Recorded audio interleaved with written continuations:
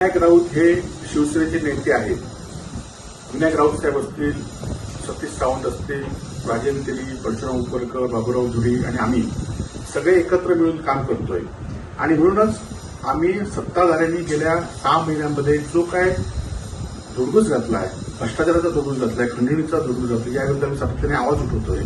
म्हणूनच इथले पालकमंत्री याबाबत आपलं लक्ष कुठे दुसरीकडे वळवण्यासाठी अशी स्टेटमेंट देत आहेत. खरं तर आम्ही पराभव जाऊन सुद्धा आम्ही सगळी मंडळी ही एकत्रपणे काम करतोय उद्धवजीच्या नेतृत्वाखाली.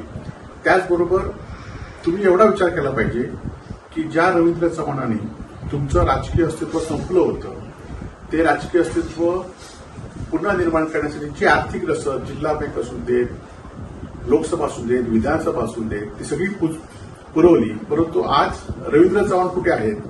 आपल्याला स्वतःला जिल्ह्याचा आकार बनवण्यासाठी रवींद्र चव्हाण यांना आज आपण कुठे ठेवलं आहे? त्यांचे कार्यकर्ते कुठे आहेत? त्यांना कुठल्या कार्यक्रमाला बोलवत आहे? आणि त्यामुळे आमच्यावर आरोप करण्यापेक्षा तुम्ही तुमच्या पक्षामध्ये जे आका बनवला जात आहे आणि ज्यांनी तुम्हाला मदत केली, तो तुमचा इतिहास आहे, ज्यांनी तुम्हाला मदत केली त्यांना गाडण्याचा, त्यांना बाजूला काढण्याचा प्रयत्न तुम्ही करताय. आणि त्यामुळे तुम्ही किती एकमेकाबद्दल आमच्यावर आरोप करा, आम्ही सगळी मंडळी एकत्र असून ज्या ठिकाणी चुकीच्या गोष्टी असतील त्या ठिकाणी आम्ही आवाज निश्चित उठवणार आहोत.